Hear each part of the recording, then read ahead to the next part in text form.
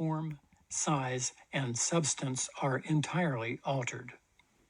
An oak that grows from a small plant to a large tree is still the same oak, though there be not one particle of matter or figure of its parts the same. An infant becomes a man, and is sometimes fat, sometimes lean, without any change in his identity. We may also consider the two following phenomena, which are remarkable in their kind.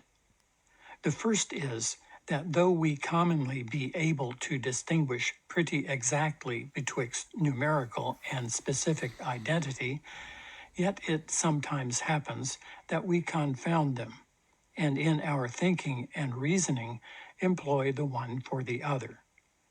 Thus, a man who hears a noise that is frequently interrupted and renewed says it is still the same noise, though it is evident the sounds have only a specific identity or resemblance, and there is nothing numerically the same but the cause which produced them. In like manner, it may be said without breach of the propriety of language, that such a church, which was formerly of brick, fell to ruin, and that the parish rebuilt the same church of freestone, and according to modern architecture. Here, neither the form nor materials are the same, nor is there anything common to the two objects but their relation to the inhabitants of the parish, and yet this alone is sufficient to make us denominate them the same. But we must observe that in these cases the first object is in a manner annihilated before the second comes into existence, by which means we are never presented in any one point of time with the idea of difference and multiplicity, and for that reason are less scrupulous in calling them the same. Secondly, we may remark that though in a succession of related objects it be in a manner requisite that the change of parts be not sudden nor entire in order to preserve the identity, yet where the objects are in their nature changeable and inconstant, we admit of a more sudden transition than would otherwise be consistent with that relation. Thus, as the nature of a river consists in the motion and change of parts, though in less than 24 hours these be totally altered, this hinders not the river from continuing the same during several ages. What is natural and essential to anything is, in a manner, expected, and what is expected makes less impression and appears of less moment than what is unusual and extraordinary. A considerable change of the former kind seems really less to the imagination than the most trivial alteration of the latter, and by breaking less the continuity of the thought, has less influence in destroying the identity. We now proceed to explain the nature of personal identity, which has become so great a question in philosophy. Before we head into that, I might add that I find his reasonings not particularly rigid,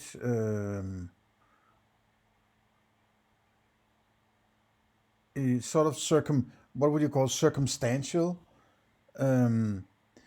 I still am in doubt of his distinction between idea and object.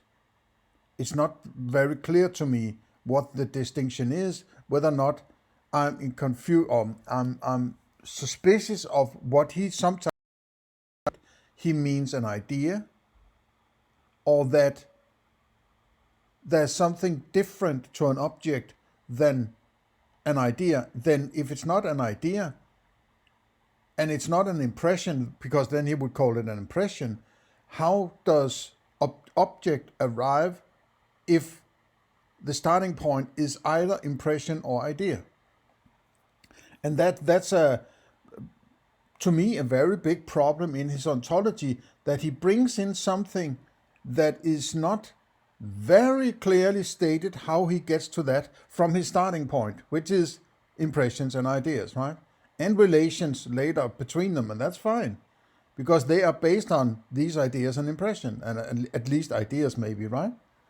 So, what does he mean by an object? Because in an ontology, something cannot just arrive out of the blue, right? It must have some connection to what he has already described. And if not, why is he having something that is already described and then bringing in something later that is not directly connected to?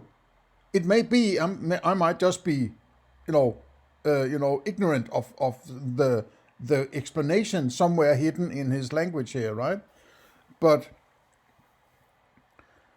it should be from the starting point, sort of.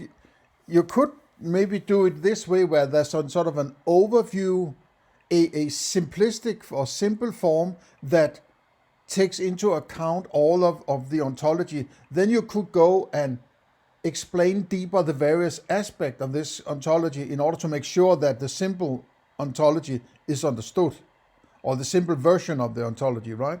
But the way he does it, he starts out as if he's going to take it step by step. This follows from this follows from this, and all of a sudden there are these objects that have sort of standalone existence and is subject to science and whatever, right?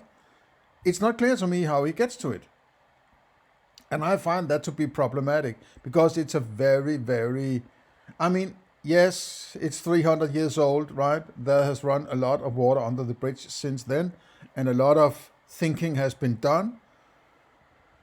And idealism is not really fully formed yet, and so on. Not realizing the hard problem of consciousness, maybe, and so on and so on. Maybe you could say that it was already dealt with back in the pre-Socratics, maybe even, right? And at least certainly Socrates and Plato, the problem of the forms as such, right? Which I wouldn't call myself a Platonist, because in the sense that what it's usually, where it starts to go wrong usually is when, after the philosopher has sort of demolished prior philosophy and say, this doesn't work, this doesn't work, this doesn't work. And I'm usually quite much on board with that, right? It's when they start to build their own philosophy, it usually starts to go bad, right? And in Plato's, it ends up in something like the Republic, which is sort of, basically, some kind of totalitarian dictatorship, right? Of philosophers, right? Philosopher kings. Which I absolutely have no respect for, right? But the idea of the forms is in my impression, and I haven't read these parts of his philosophy that deeply, but sort of an appeal to the idea of concept, which is maybe what we would call it now, right? And I'm fine with that. But then it's part of my mind, right? It's this thing about an external world. Because the default setting in a human being, when they sort of grow up and learn how to walk and talk and communicate and interact with the world and taste things and touch things and, whatever they do, right? Toddlers. It becomes the standard understanding of your experience that it's an outside, right? And this is a functional setting. Right? And it's also functional because then mommy and daddy are something that are outside yourself, helping you get around in that outside. If you didn't think that way, you wouldn't recognize parents, right? In the sense we understand parents. So it's a necessary setting for getting going, sort of implicit philosophy from the start, from the get-go, before your mind can actually do this kind of philosophy and realize there's a huge problem in that kind of approach, which is that If it's an experience, it cannot be outside. And if it's outside, it cannot be an experience, right? You can't have it both ways. Otherwise, there's nothing that makes any sense, right? Then if you dissolve that into, yeah, it could both be inside and outside and so on, then what's the difference between inside and outside? There is no difference, right? So then there is no inside and outside. It can be both at the same time. So it's just solipsism, it just in a freaky way, right? And this is not clear enough to me. It might pan out later, maybe, but at this point, I'm sort of wouldn't say I'm distrusting his philosophy, but I'm skeptical about it, right?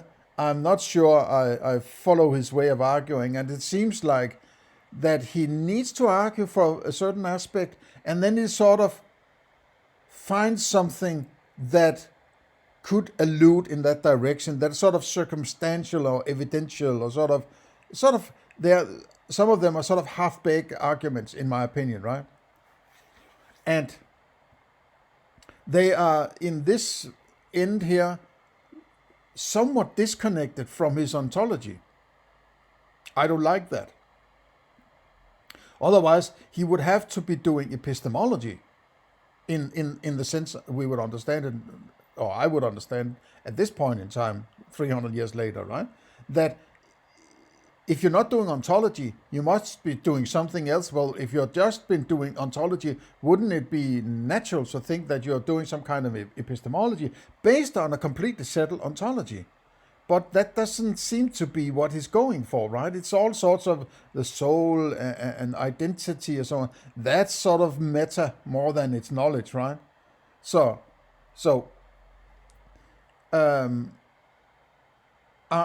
it's not necessarily a criticism of Hume as such, right? Because he is sort of a groundbreaker in this kind of approach to philosophy, as far as I'm concerned, right? So I'll give him a lot of slack in order to get to where he wants to go, right? But this is still a deconstruction, and I'm seeing it with my eyes and my approach to philosophy. And rather than putting Hume on a pedestal, I would rather say, well, this doesn't work for me, or that doesn't work for me. I agree with this, I don't agree with that, from my standpoint here. So I'm not trying to curate or I'd like it to be sort of, well, let's take it for what it is and see how it fits, right? How well does it hold up at this point in time according to my standards, right? And you can give me your comments, sure. Let me have your comments, please. And welcome to the new subscribers which has come on board recently. I thank you and hope you find it interesting what I'm doing at the moment. I suppose that it's my treatise deconstruction here that has lured some new people in, and that's encouraging. So, and if you're new to the channel, let me have a comment and let me know what you think and so on. Let's have a talk about Hume. Okay, let's get back into the book. Especially of late years in England, where all the abstruser sciences are studied with a peculiar ardor and application. And here it is evident the same method of This is also one thing you would avoid in a treatise, right? You wouldn't want it to be some kind of reaction to whatever is popular or controversial at that particular time. I mean, yes, if you're good at the history of British science and philosophy, you might be encouraged to go and check out what it actually is that he might be referring to. But at this point in time, I don't really care, right? So you would like a treatise, if that's the kind of thing you would be making, be more neutral and timeless. Is that the term? I think it's called timeless, right? That it doesn't necessarily have to be, okay, this is sort of a text from this time period. So you're lumped in with, okay, that was what they were thinking back then. They were like this. They were in the, Scottish Enlightenment. So he is a Scottish Enlightenment. these terms are, they are nice to have in order to get a grasp of what kind of thing are we actually dealing with. But you might be lumped into presuppositions or preconception about what it's supposed to, how it's supposed to be understood, and that might not be quite the case when you actually dive in and deconstruct, right? So don't bring in other philosophers. Don't bring other people's thinking that is sort of taking it down a notch, in my opinion. Because if you're relating to a particular thinking and it ends up that everybody think it's stupid to spend time on that kind of thinking, well, it is sort of hammered into marble that you were dealing with this kind of thing 100 years ago or whatever, right? And now it's sort of, it has become obsolete, or nobody cares about it anymore, right? So there you are dealing with something that 100 years later nobody cares about.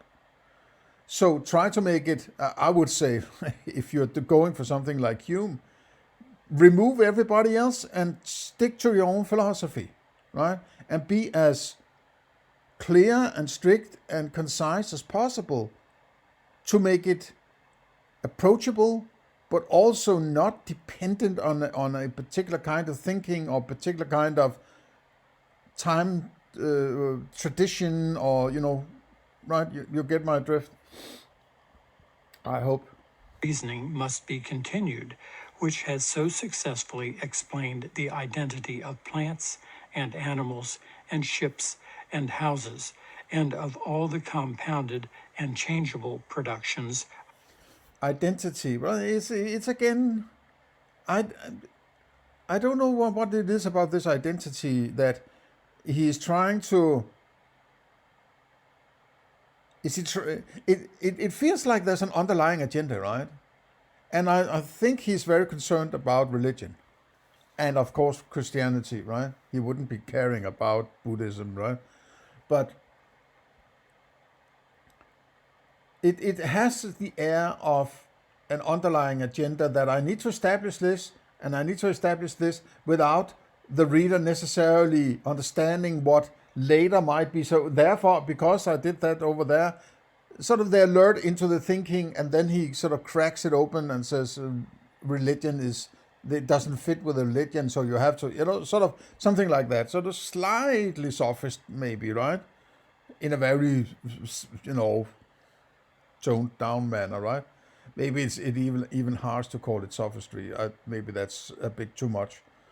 But it's because that the story structure of what he does, as I pointed out before, that there seems to be certain topics where he just knocks himself out of the water in page after page after page of something that seems of minor importance in the general big scheme of things, right?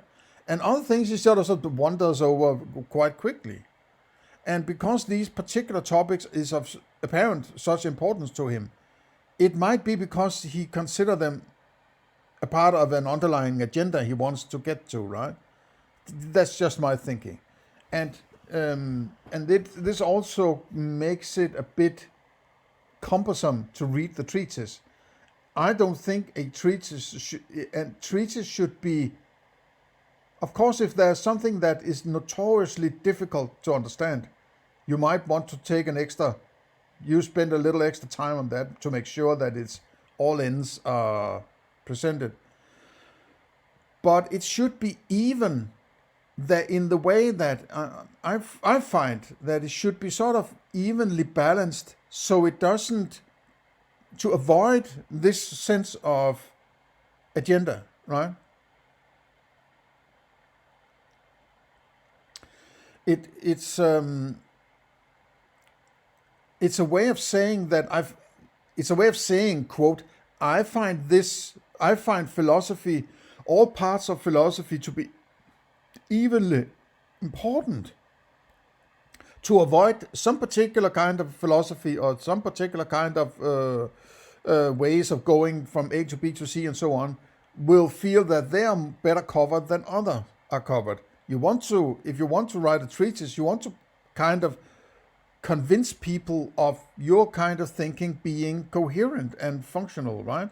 And when people read it, it's so well argued that they would have to use some kind of sophistry to get around it. And by trying to argue, you argue your arguments away, they will extend their own limitations in their argument and thereby promoting your argument, so to say, right?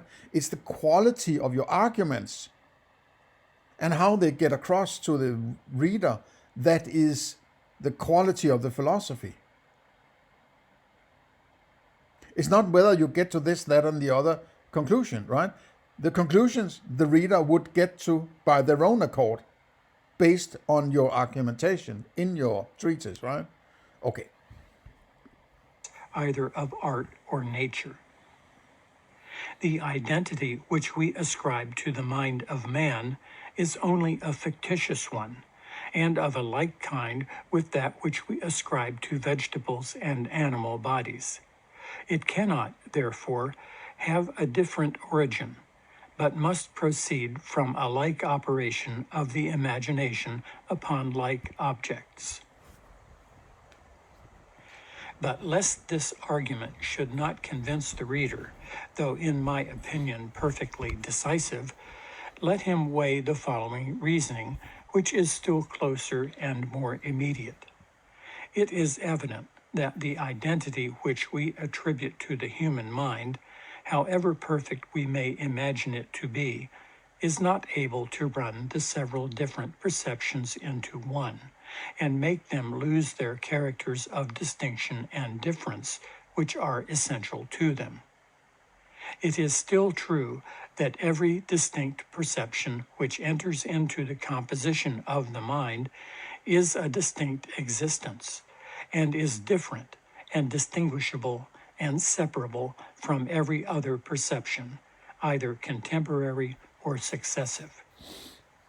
But as notwithstanding this distinction and separability, we suppose the whole train of perceptions to be united by identity, a question naturally arises concerning this relation of identity, whether it be something that really binds our several perceptions together or only associates their ideas in the imagination.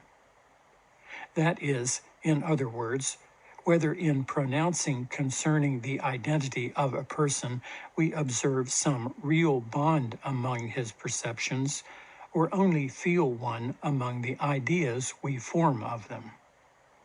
This question we might easily decide if we would recollect what has been already proved at large, that the understanding never observes any real connection among objects, and that even the union of cause and effect, when strictly examined, resolves itself into a customary association of ideas.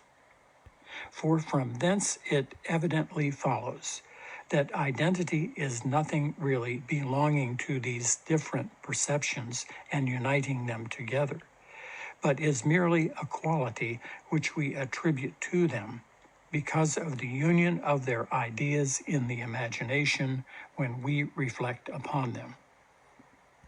Now, the only qualities which can give ideas and union in the imagination are these three relations above mentioned.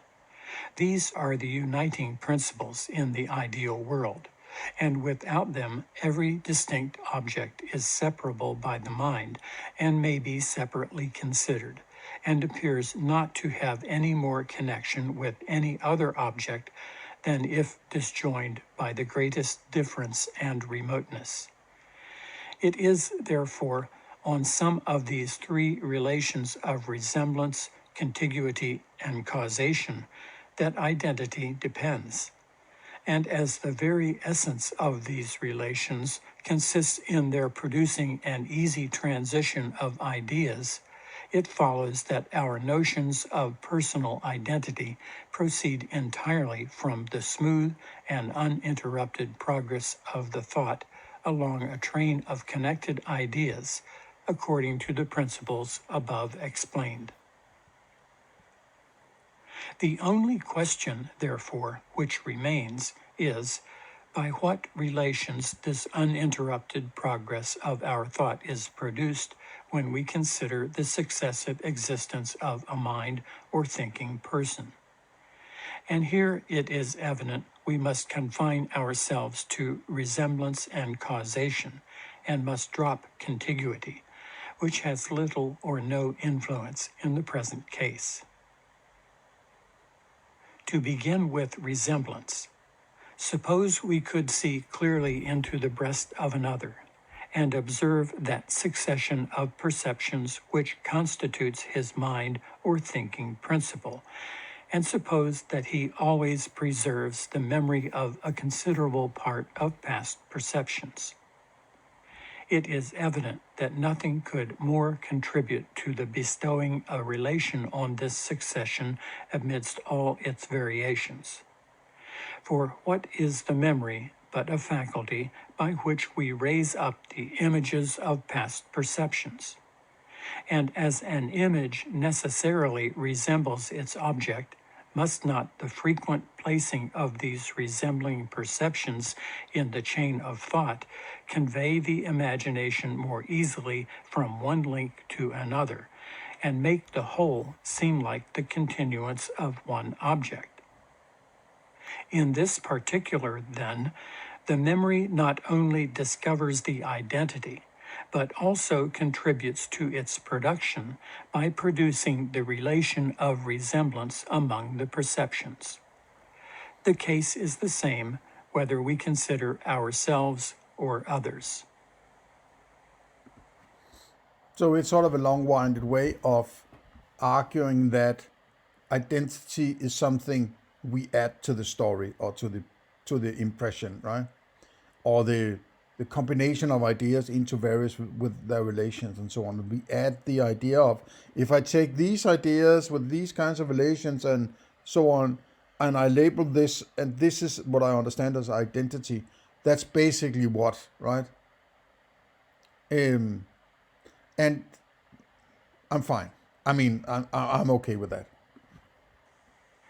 As to causation, we may observe that the true idea of the human mind is to consider it as a system of different perceptions or different existences which are linked together by the relation of cause and effect, and mutually produce, destroy, influence, and modify each other. Our impressions give rise to their correspondent ideas, and these ideas in their turn produce other impressions. One thought chases another and draws after it a third, by which it is expelled in its turn.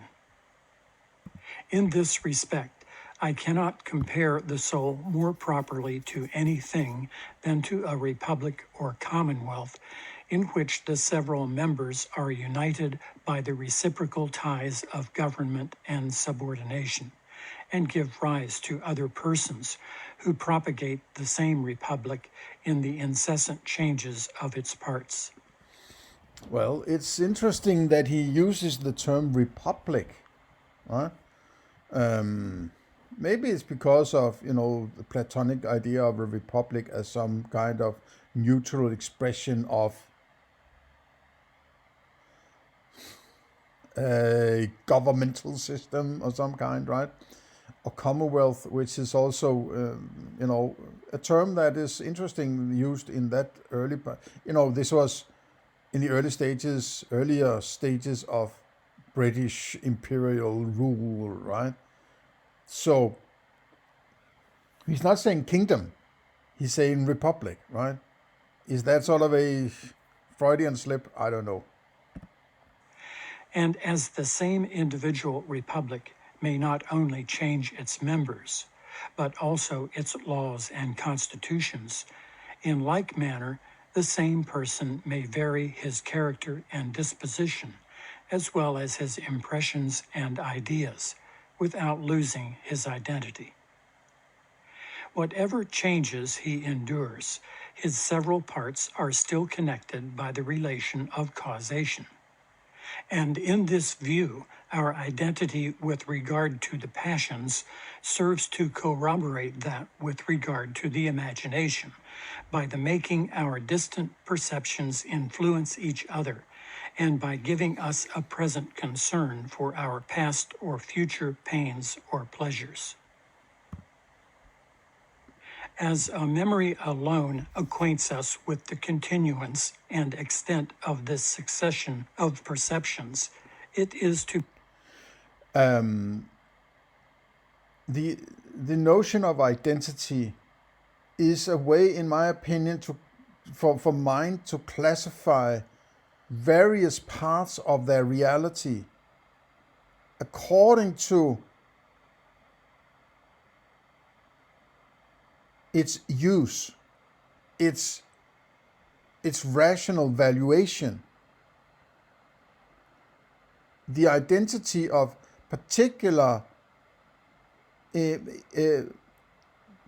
my dog is more important than the neighbor's dog, right? So I attribute identity to what I consider my dog, but where I have particular relations or interactions with this particular dog as having this particular identity, in order for me to make sure to some extent, it's possibly a story I create, maybe, right? As he points out, I would say. But it's also a practical, rather than just dog, the concept dog, it's a particular dog with a particular identity, which is a separation of like concepts, right? This dog has this identity. Another dog, which is of the same kind, the same concept, has a different identity. So it differentiates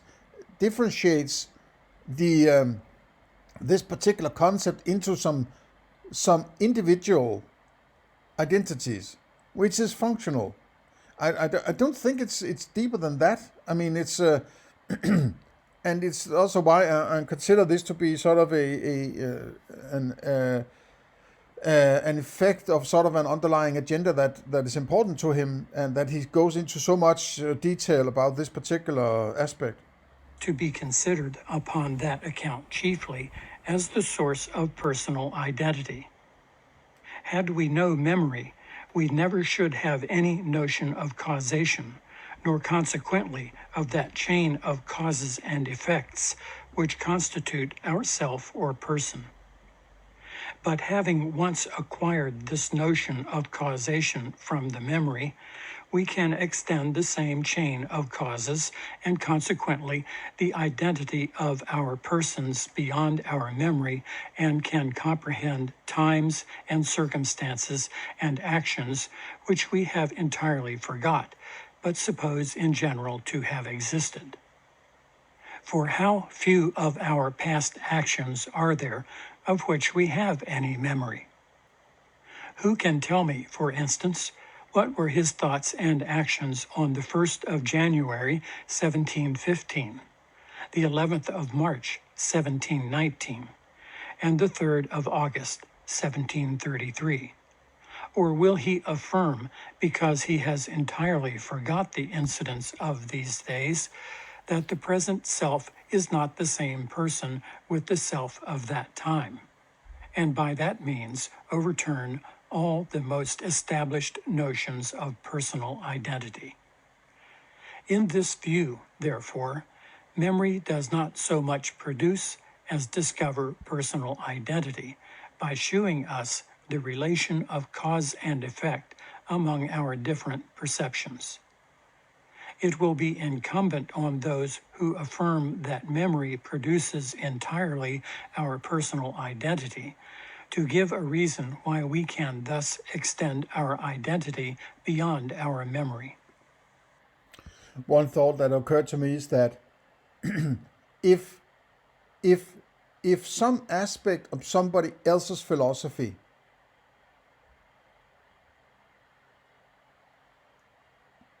what's the term I'm looking for, condenses into something they call identity, or a sort of a habitual thinking of identity, but Hume doesn't have anything he would call identity, he shouldn't argue for it. He doesn't need to take somebody else's philosophy and say, I have to argue against it. That's like, I don't know,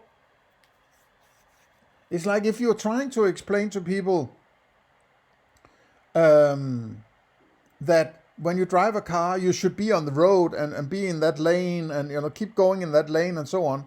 And if then there was somebody who says, well, sometimes you have to drive your car into the field, and then I would have to say, okay, then now I have to argue why you don't have to drive into the field. I don't have to argue that, because I argue that you should stay on the road, right? So it's like, if whatever topic doesn't follow from your philosophy, you're sort of free of it. You don't need to argue it away, and then you are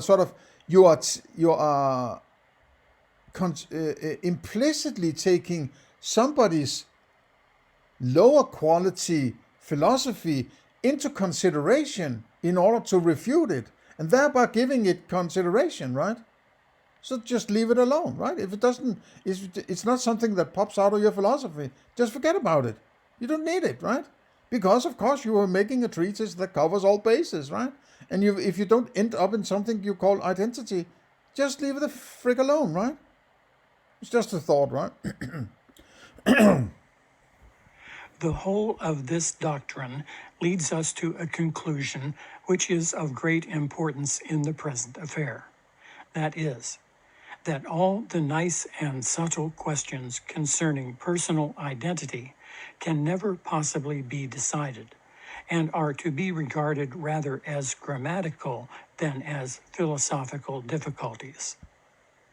Identity depends on the relations of ideas, and these relations produce identity by means of that easy transition they occasion.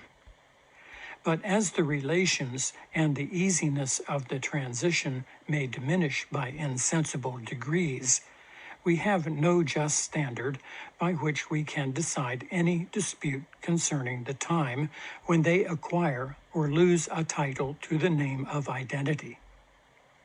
All the disputes concerning the identity of connected objects are merely verbal, except so far as the relation of parts gives rise to some fiction or imaginary principle of union, as we have already observed. What I have said concerning the first origin and uncertainty of our notion of identity as applied to the human mind may be extended with little or no variation to that of simplicity. An object whose different coexistent parts are bound together by a close relation operates upon the imagination after much the same manner as one perfectly simple and indivisible, and requires not a much greater stretch of thought in order to its conception. From this similarity of operation, we attribute a simplicity to it, and feign a principle of union as the support of this simplicity, and the center of all the different parts and qualities of the object.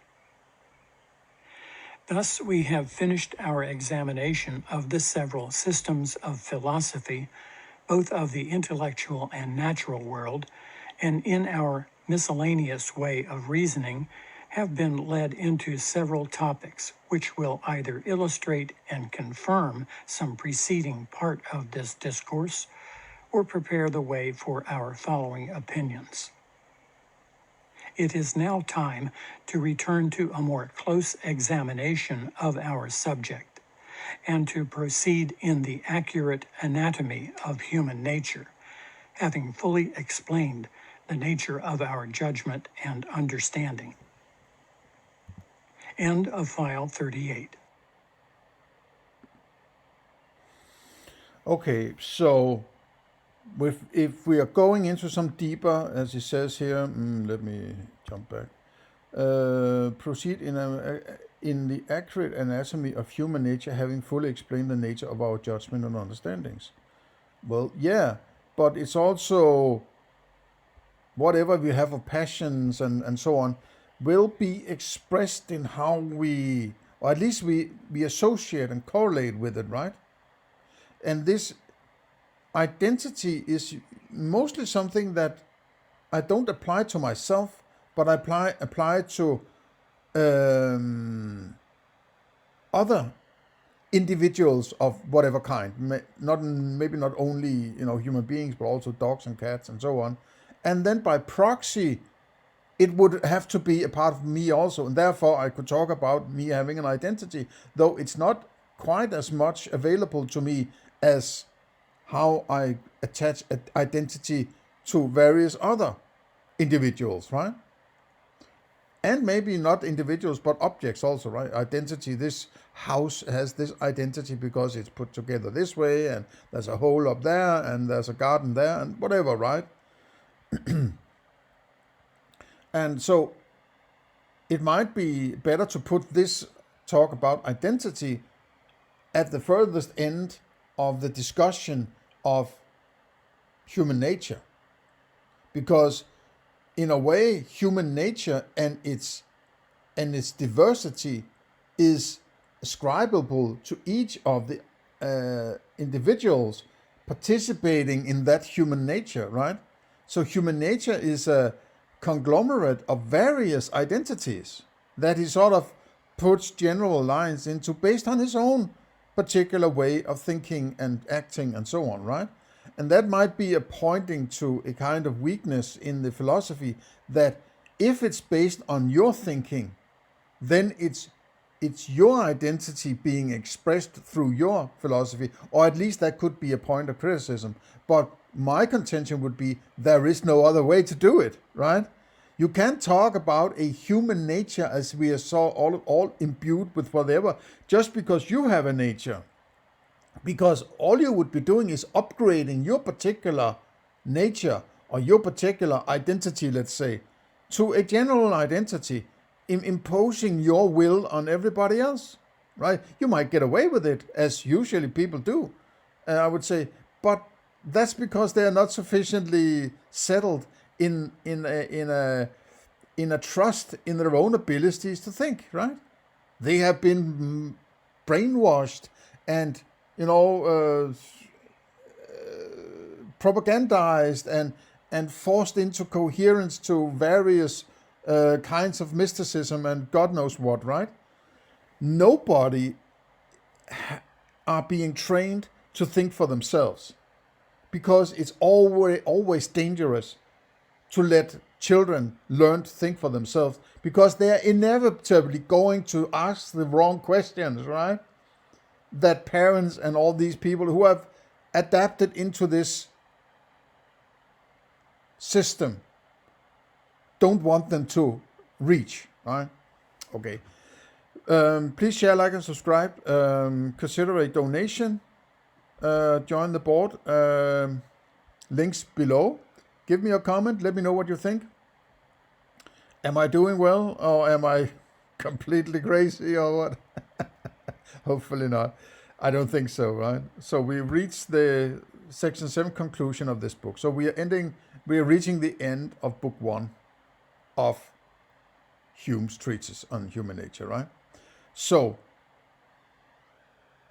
have a nice day. See you in the next one.